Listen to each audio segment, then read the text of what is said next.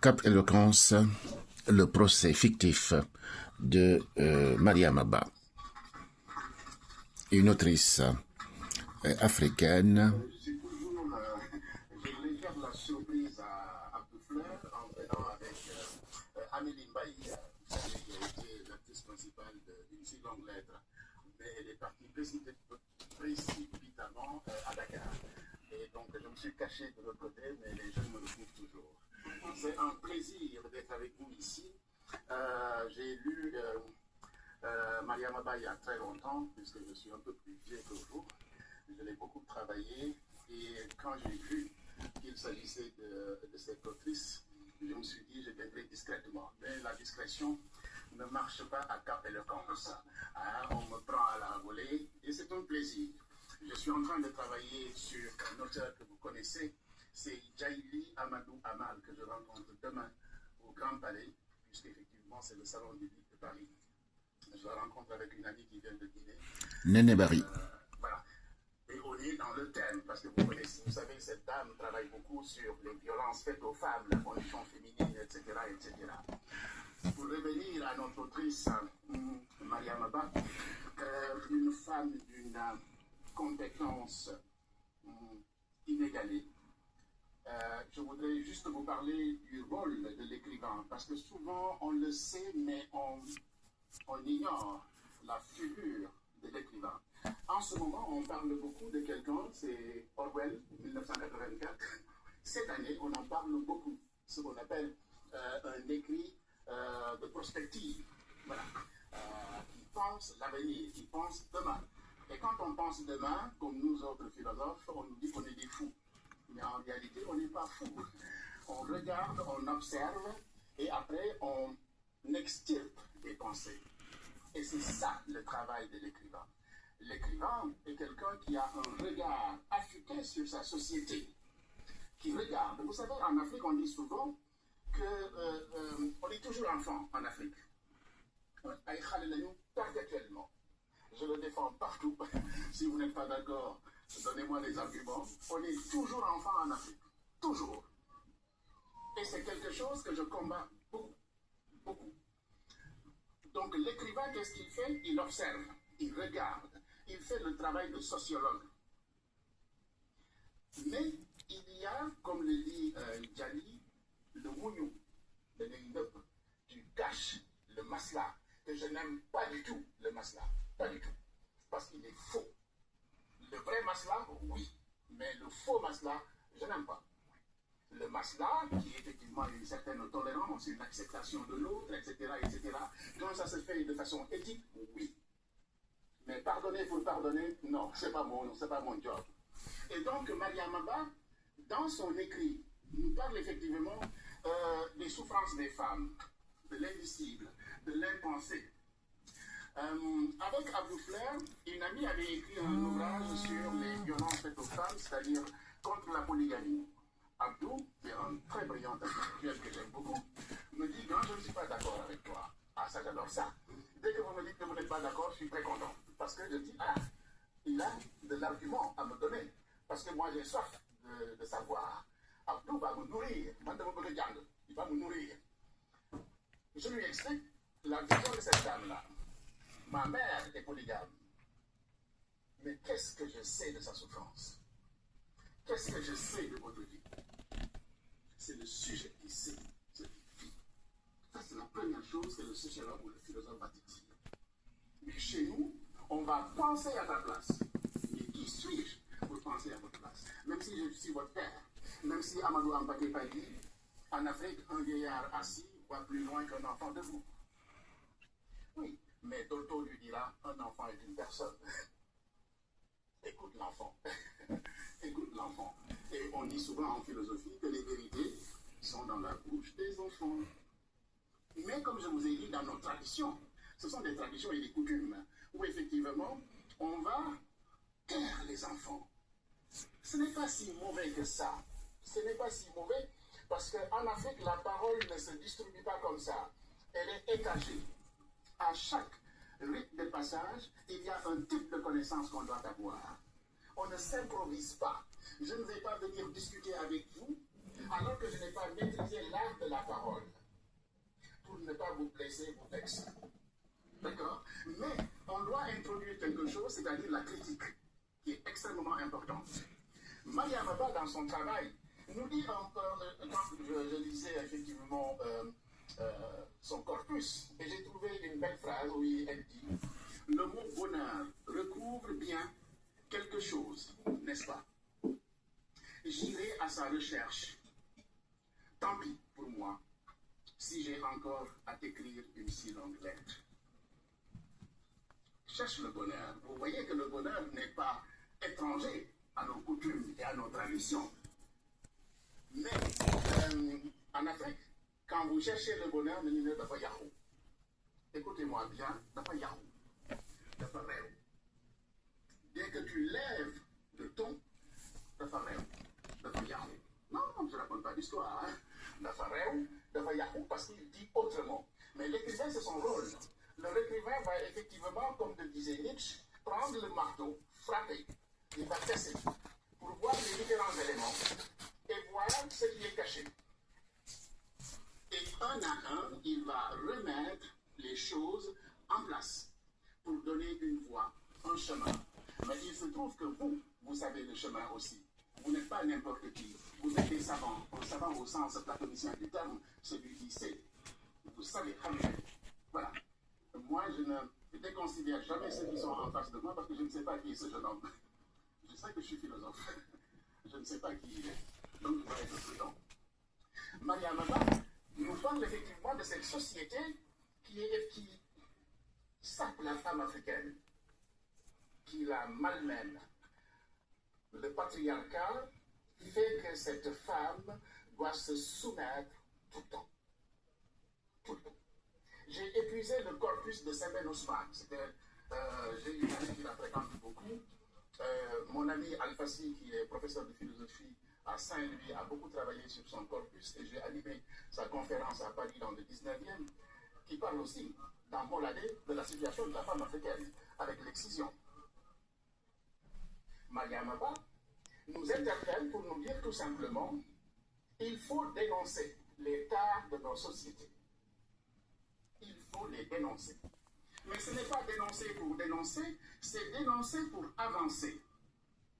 C'est-à-dire que nous avons un conflit dialectique entre la tradition et la modernité. Mais que ce soit dans l'islam, que ce soit dans les religions, mais que ce soit dans nos traditions, il y a ce qu'on appelle l'évolution de la pensée. Il suffit d'aller voir, la charte du Mandé, tout simplement. La première déclaration des droits de l'homme, où effectivement, il y a l'idée d'évolution. C'est-à-dire qu'on va intégrer le passé pour le dépasser. Parce que le passé, l'actualité. Comment voulez-vous juger? Nos avocats auront fort à faire tout à l'heure. Comment voulez-vous juger des faits passés dans le présent, avec des arguments du présent? Le contexte, l'environnement, le sociologue, l'écrivain le prend en charge. Maria Maba, dans tout son corpus, elle fait véritablement un travail de sociologie. Un écrivain, c'est un sociologue.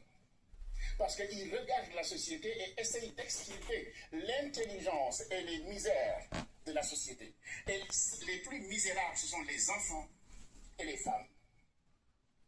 Les plus misérables, ce sont les femmes et les enfants. Et Maria Maba prend sa plume pour dénoncer tout ça, pour dire non, stop, réveillez-vous. Et vous voyez maintenant, il y a beaucoup de Maria Maba. Beaucoup. Djali Amadou Amal, c'est du Maria Maba. Quand je la lis, c'est que du Maria Maba. Point.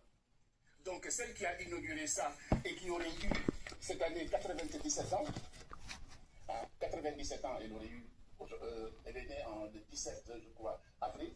Voilà, 1929, ça tombe très bien. Je ne sais pas comment ils ont fait Cap Éloquence, ils sont très forts parce qu'il y a ce qu'on appelle les occurrences. Ça tombe au pile poil. Ça tombe au pile poil, c'est très intéressant. Bravo. Donc, ce qui est très intéressant, c'est de comprendre tout simplement que, comment dire encore, que l'écriture nous permet effectivement de réveiller les consciences et de prendre date pour changer les mentalités. Tout mon travail, c'est le changement des mentalités. Et je me bute à des intellectuels comme vous, qui ne sont pas toujours d'accord avec grand pape, comme le dit Madame. Oui, c'est pas grave. C'est Parce que j'ai des arguments qui sont bien travaillés. Et quand on discute, on arrive à trouver quelque chose. Et souvent, je gagne. Et je ne demande pas de modestie, je gagne. Je gagne. Parce que, même si Olof Soussekou, je connais le Olof, je connais le Malinké. J'ai travaillé ma culture. J'ai travaillé les représentations culturelles. J'ai enseigné les cultures africaines à travers le monde. Donc, je connais. Je ne suis pas un aventurier. Mais il y a le déglou, parce que tu peux m'apprendre quelque chose.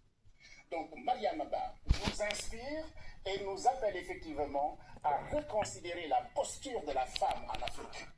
Et il est temps. En ce moment, je suis en train de me battre pour quelque chose, une digression, mais qui est très intéressante. Pourquoi?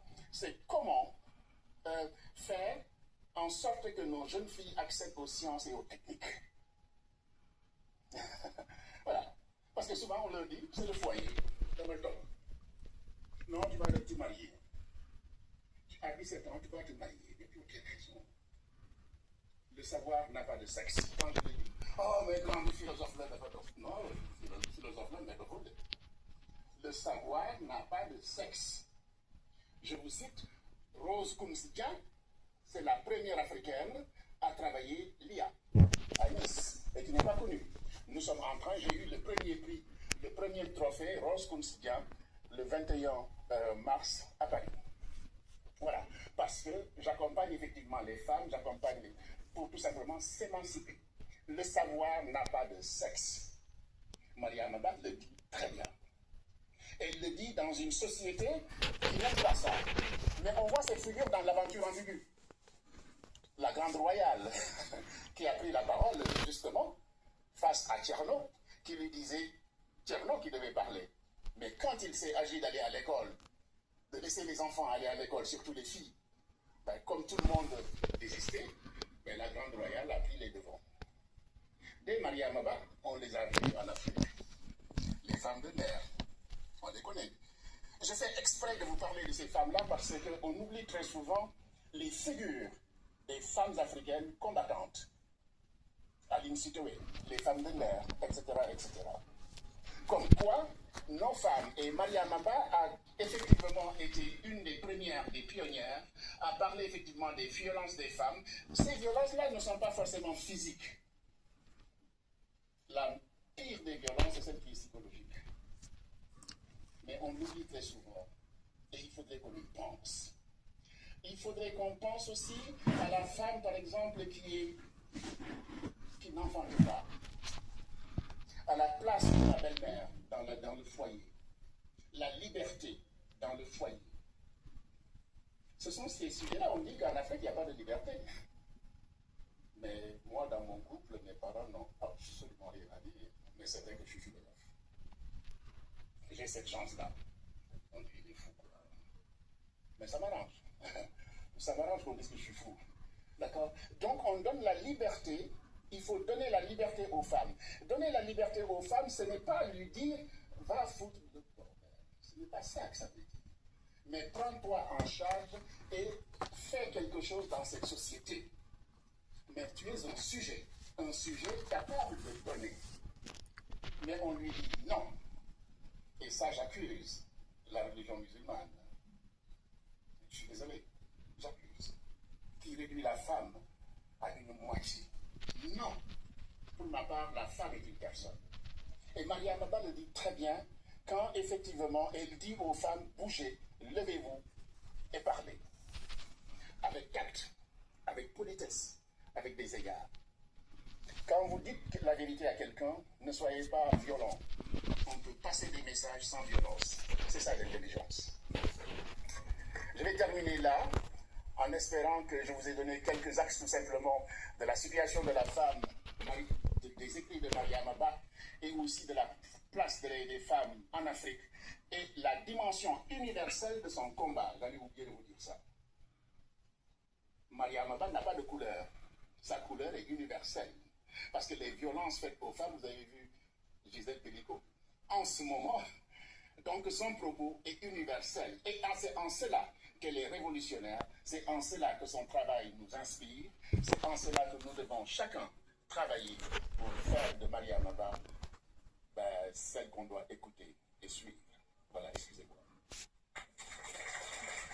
Aujourd'hui, nous allons voir la sortie du film Une si longue lettre avec notre amie Amélie Mbaye à Pathé Aqua Boulevard dans le 15e arrondissement et dans différents cinémas de Paris. Il faudra ajouter dans le corpus de Mariam Abba, comment dire encore, la complicité entre des amis où effectivement on s'épanche, on se dit des choses, on se fait des révélations, l'amitié et la solidarité pour effectivement soulager le mental. La question de la santé mentale dans Mariam Abba est extrêmement intéressante et à travers l'écriture, à travers les échanges, la sororité, etc., quand on a confiance en quelqu'un, on peut lui parler et lui parler effectivement soulage nos intelligences, soulage nos esprits. Et c'est extrêmement important. Nous sommes dans un monde du silence où on n'a rien à dire, on encaisse et après la cocotte bout et puis ça explose. Il faut qu'on évite ça. Il faut libérer la parole dans le respect, comme je l'ai dit. Il faut lire le corpus de Mariam Abba. Il a écrit des ouvrages, Chant écarlate et Une si longue lettre.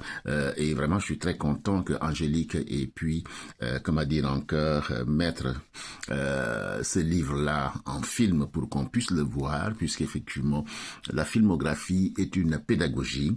C'est une autre façon, effectivement, d'entrer en contact avec le texte, avec les lettres, avec les auteurs, etc. Voilà, l'image est instructive et c'est extrêmement important. Je voudrais remercier Cap Éloquence et Abdou Fleur et tous ces jeunes qui suivent Cap Éloquence, tout simplement pour apprendre à parler, à argumenter, à improviser des textes, à nous parler des ouvrages qu'ils veulent avec leurs arguments, à respirer, parce qu'un texte vit. Il faut s'imprégner du texte et le décliner avec une certaine façon, avec un rythme, une tonalité, une intonation, etc. Vraiment, bravo à Cap Éloquence qui fait un excellent travail à Paris. Les jeunes, maintenant, ils sont nombreux, ils remplissent les salles, ils viennent de gaieté de cœur pour parler effectivement de littérature, d'éloquence, parce que l'éloquence, comme le dit Aristote, est quelque chose d'extrêmement important. Savoir parler, savoir tenir un micro, gérer le souffle, la respiration et la bonne prononciation. C'est extrêmement important. Ça se travaille, tout se travaille et il faut pas avoir de complexe. Hein? Partout où on vous donne l'occasion de savoir, allez-y, c'est une chance. Hein? Allez-y, c'est une chance. Et là, ils avaient improvisé un procès et les jeunes, il y avait des avocats de la défense, partie civile, le jury et c'était vraiment très très intéressant. Je me suis bien amusé et je voudrais saluer Babadem aussi, qui m'a permis d'ailleurs de connaître Abdou Fleur et puis l'association, je pense que c'était des jeunes maliens, pour parler de Cheikh Anta Diop et d'autres auteurs. Voilà, donc vous voyez qu'il y a un mouvement intellectuel qui se met en place à Paris, tout ça pour la connaissance et lutter contre l'ignorance et puis favoriser effectivement la bonne parole, la parole juste, la parole bien menée et il est important effectivement de savoir parler. Un ingénieur qui ne sait pas défendre ses idées ou qui ne sait pas présenter son invention, ne passera pas. Donc, la parole va venir soutenir son invention et c'est extrêmement important. C'est en cela que l'éloquence est un art qui s'apprend. Voilà, n'ayez pas honte. Hein. Merci beaucoup à Cap Éloquence, merci à Fleur, merci à Madame Si, et merci à tous ces jeunes qui ne ménagent aucun effort pour nous proposer effectivement des événements d'une si grande importance à Paris. Merci beaucoup. Merci. Pape Bakary Sissoko. À très bientôt. Au revoir. Une si longue lettre à lire. Un chant écarlate à lire. Et n'oubliez pas les travaux de Djali Amadou Amal.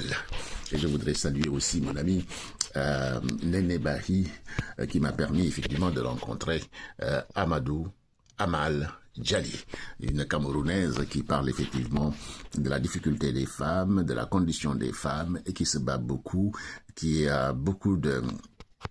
qui est maintenant très très écoutée, très sollicitée à travers le monde pour défendre la condition des femmes. Et on doit leur dire bravo, parce que la femme souffre un tout petit peu en Afrique, mais elle se réveille. Bon courage, à bientôt.